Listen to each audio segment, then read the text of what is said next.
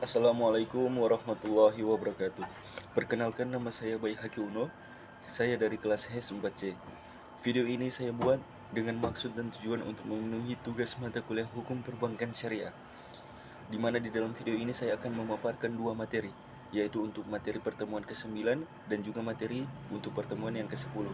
Untuk materi pertemuan ke-9 yang pertama, saya akan membahas mengenai produk-produk perbankan syariah, yang dimana di dalamnya terdapat penghimpunan dana, penyaluran dana, dan jasa perbankan lainnya. Oke, yang pertama itu ada penghimpunan dana. Penghimpunan dana di bank syariah dapat berbentuk giro, tabungan, dan deposito. Prinsip operasional syariah yang diterapkan dalam penghimpunan dana masyarakat adalah prinsip wadiah dan mudharabah. Yang pertama itu ada prinsip wadiah. Prinsip wadiah yang diterapkan adalah wadiah yad damana, yang diterapkan pada produk rekening giro. Wadiah damana berbeda dengan wadiah amanah. Dalam wadiah amanah, pada prinsipnya harta titipan tidak boleh dimanfaatkan oleh yang dititipi. Sementara itu, dalam hal wadiah yad damana, pihak yang dititipi atau bank bertanggung jawab atas keutuhan harta titipan, sehingga ia boleh memanfaatkan harta titipan tersebut. Ketentuan umum dari produk ini adalah keuntungan atau kerugian dari penyaluran dana menjadi hak milik atau ditanggung bank, sedang pemilik dana tidak dijanjikan imbalan dan tidak menanggung kerugian. Bank dimungkinkan memberikan bonus kepada pemilik dana sebagai suatu insentif untuk menarik dana masyarakat, tapi tidak boleh diperjanjikan di muka. Bank harus membuat akad pembukaan rekening yang isinya mencakup izin penyaluran dana yang disimpan dan di persyaratan lain yang disepakati selama tidak bertentangan dengan prinsip syariah. Khusus bagi pemilik rekening giro, bank dapat memberikan buku cek, bilet giro, dan debit card.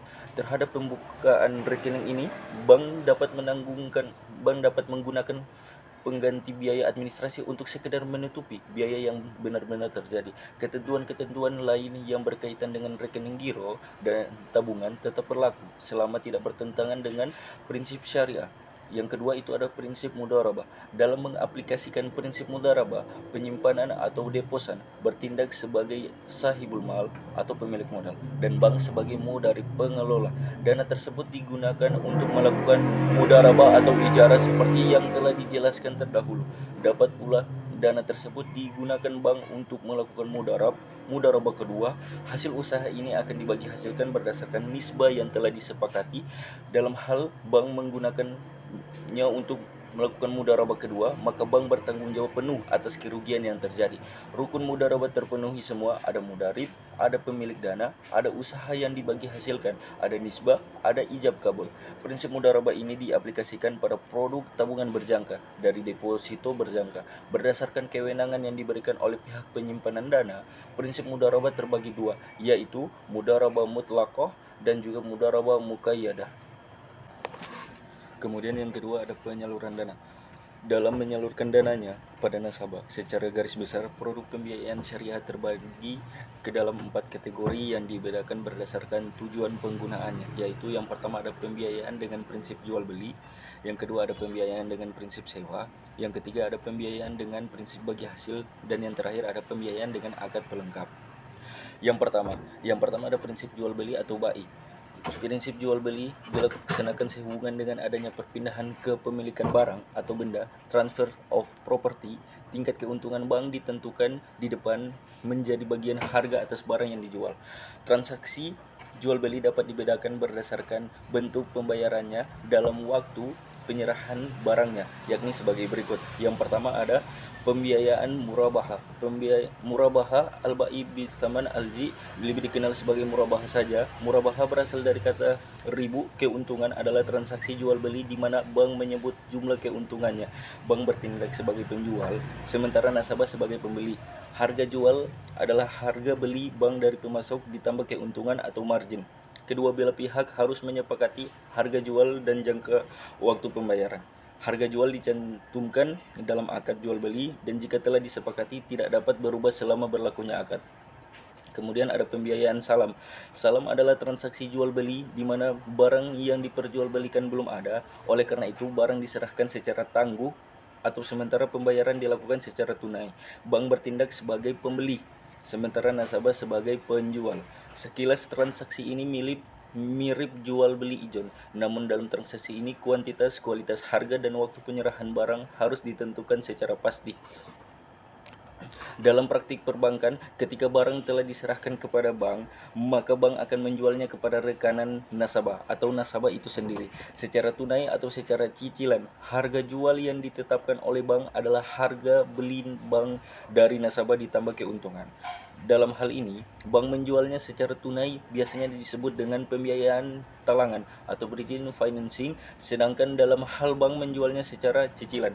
Kemudian ada pembiayaan istisna. Produk istisna menyerupai produk salam, tapi dalam istisna pembayarannya dapat dilakukan oleh bank dalam beberapa kali termin pembayaran. Skim istisna dalam bank syariah umumnya diaplikasikan pada pembiayaan manufaktur dan konstruksi. Ketentuan umum pembiayaan istisna adalah spesifikasi barang, pesanan harus jelas seperti jenis, macam, ukuran, mutu, dan jumlahnya. Harga jual yang telah disepakati dicantumkan dalam akad istisna dan tidak boleh berubah selama berlakunya akad. Jika ada perubahan kriteria pesanan dan terjadi perubahan harga setelah akad ditandatangani, seluruh biaya tambahan tetap ditanggung nasabah. Kemudian yang kedua ada prinsip sewa atau ijarah. Transaksi ijarah dilandasi adanya perpindahan manfaat. Jadi pada dasarnya prinsip ijarah sama saja dengan prinsip jual beli, tapi perbedaannya terletak pada objek transaksinya. Bila pada jual beli objek transaksinya adalah barang, pada ijarah objek transaksinya adalah jasa. Pada akhir masa sewa bank dapat saja menjual barang yang disewakan pada nasabah. Karena itu dalam perbankan syariah dikenal ijarah muntahiyah bitamil, sewa yang diikuti dengan berpindahnya kepemilikan. Harga sewa dan harga jual disepakati pada awal perjanjian. Yang ketiga ada prinsip bagi hasil atau syirkah. Produk pembiayaan syariah yang didasarkan atas prinsip bagi hasil adalah sebagai berikut. Yang pertama itu dia ada pembiayaan musyarakah. Bentuk umum dari usaha bagi hasil adalah musyarakah, syirkah atau syarikah. Transaksi musyarakah dilandasi adanya keinginan para pihak yang bekerja sama untuk meningkatkan nilai aset yang mereka miliki secara bersama-sama. Semua bentuk usaha yang melibatkan dua pihak atau lebih, di mana mereka secara bersama-sama memadukan seluruh bentuk sumber daya, baik yang berwujud maupun yang tidak berwujud. Yang kedua itu ada pembiayaan mudharabah. Secara spesifik terdapat bentuk musyarakah yang populer dalam produk perbankan syariah yaitu mudharabah. Mudharabah adalah bentuk kerjasama antara dua atau lebih pihak di mana pemilik modal kepada pengelola mudharib dengan suatu perjanjian pembagian keuntungan. Bentuk ini menegaskan kerjasama dalam paduan kontribusi 100% modal kas dari sahib al-mal dan keahlian dari mudharib. Transaksi jenis ini tidak mensyaratkan adanya wakil sahib al-mal dalam manajemen proyek. Sebagai orang kepercayaan, mudharib harus bertindak hati-hati dan bertanggung jawab untuk setiap kerugian yang terjadi akibat kelalaian. Sedangkan sebagai wakil sahib al-mal, dia diharapkan untuk mengelola modal dengan cara tertentu untuk menciptakan laba optimal.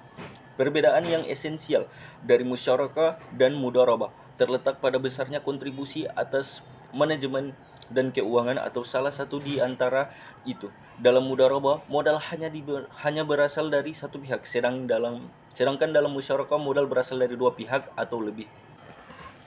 Yang terakhir ada produk jasa perbankan lainnya. Produk jasa perbankan lainnya yaitu layanan perbankan di mana bank syariah menerima imbalan atas jasa perbankan di luar fungsi utamanya sebagai lembaga intermediasi keuangan.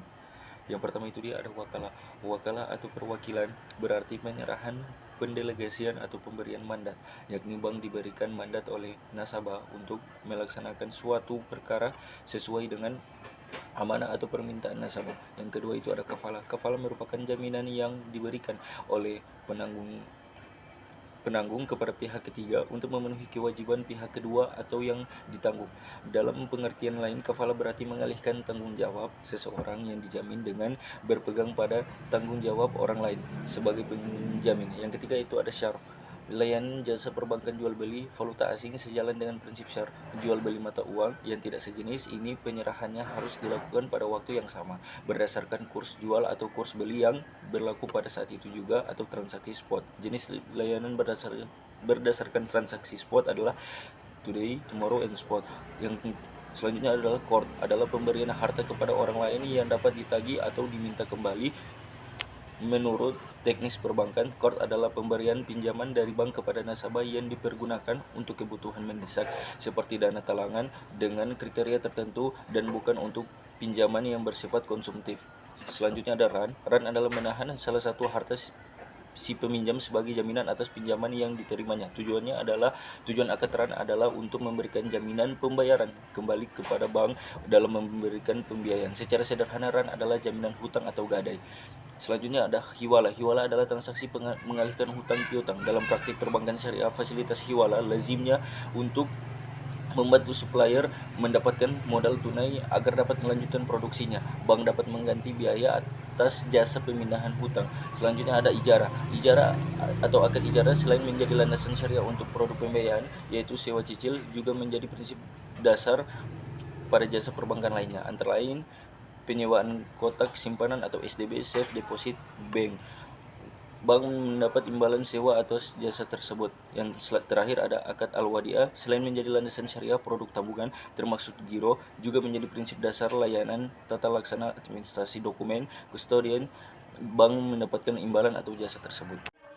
Oke, baik, kita masuk ke materi selanjutnya, yaitu mengenai pengertian fatwa, DSN MUI, dan lain sebagainya. Yang pertama, fatwa. Fatwa berasal dari bahasa Arab, adalah sebuah istilah mengenai pendapat atau tafsiran pada suatu masalah yang berkaitan dengan hukum Islam.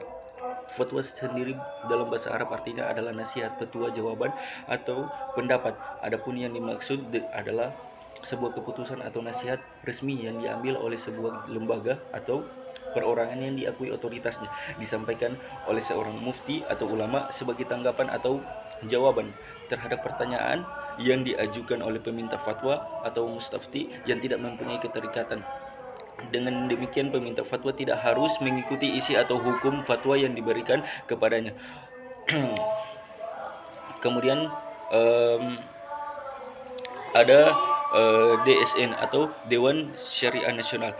Dewan Syariah Nasional merupakan lembaga yang dibentuk oleh Majelis Ulama Indonesia yang memiliki tugas untuk menangani permasalahan-permasalahan yang berkaitan dengan lembaga keuangan syariah.